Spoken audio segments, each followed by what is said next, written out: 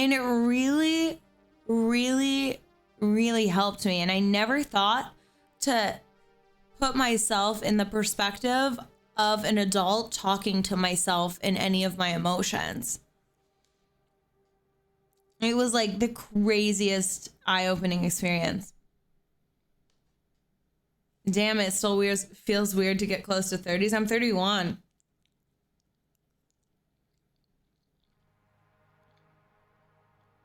It's okay to have PTSD. That's also like another thing. Like a good therapist is going to be like, the things you need to do to feel safe or to be comfortable are okay. You just need to accept that they're okay.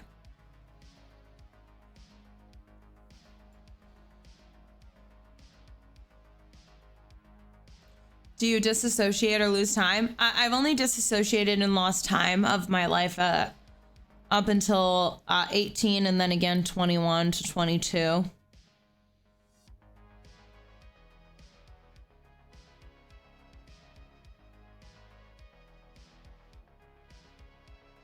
That's great, Philippi Yoshio. It's great when you have support.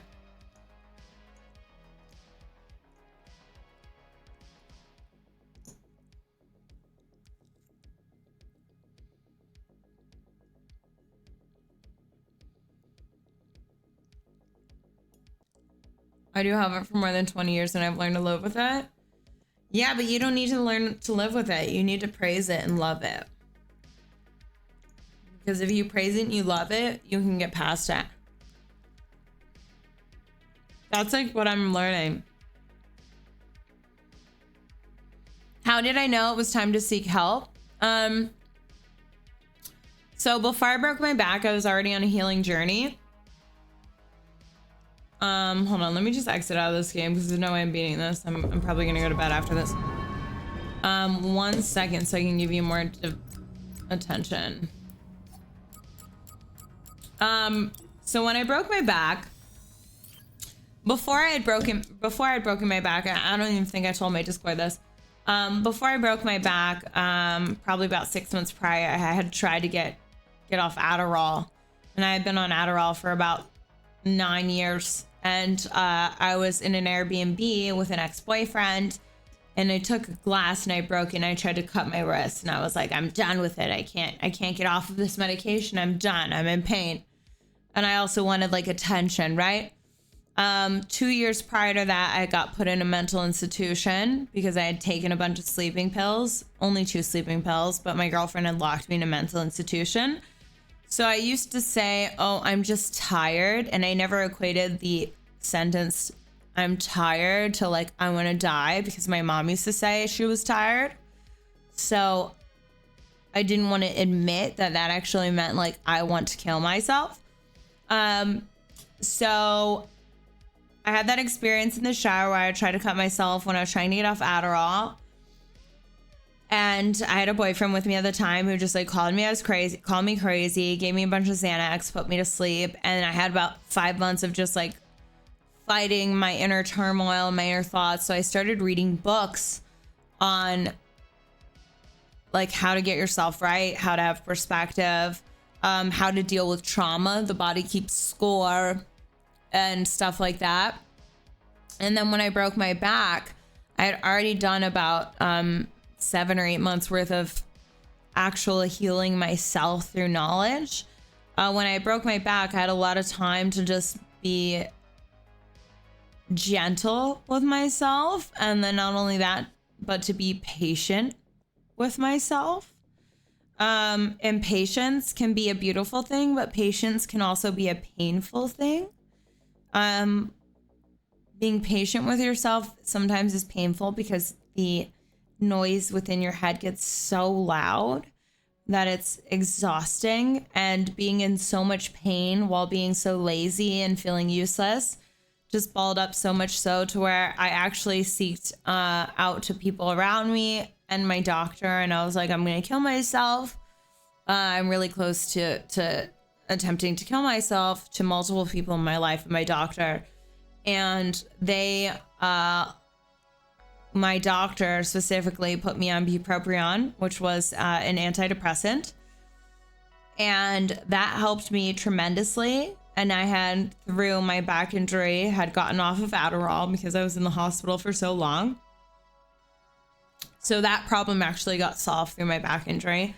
But going on bupropion kind of opened up something in my life where I realized, oh, I don't think necessarily I was addicted to Adderall this time. I think I had depression, and I was dealing with my depression by taking methamphetamine that was giving me that temporary boost. So then when I'd have a crash, I'd feel these like terrible thoughts again, right? So flash forward to about 6 months into my bupropion, my back healing.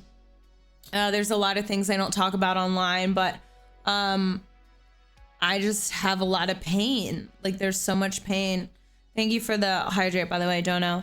There's a lot of pain, and the reality of a lot of the pain is like quitting porn, realizing like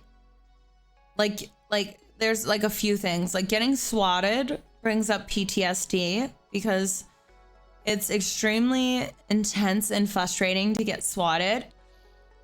And it brings PTSD to the point where like if you hear a helicopter or a police car, you're paranoid that it's coming to your house. And I had a stalker 3 months ago climb over my wall of my house and knock on my door, and that made me paranoid, thinking that there was someone that was always gonna like break into my house. And that brought up a lot of like PTSD, and I started to like be in my house, and sometimes I'd like hear some voices or have a flash of like a shadowy figure that looked like a man, and I would get hyper vigilant, which is like PTSD. And I was just at a point where I lost like drive, not necessarily to live because the bupropion was working so well, but I lost drive to just achieve things. I lost the spark in my life to like want to be something. And I was doing so much self-help that I was just like, there's something so deep inside of me that hurts, right? So like I couldn't cry. Like my dog died and I would cry superficially, but like I physically couldn't cry. Like if I had a day where I'd cry, what would happen is I would have an out-of-body experience and I couldn't feel anything for that whole day. And I would constantly be in my head, are you crazy? You must be crazy, blah, blah, blah. Crazy, blah, blah, blah. And I'd say like all these crazy things. And I would talk to myself like super, super negative. And then finally I had just met the right person at the right time. And I was telling them like,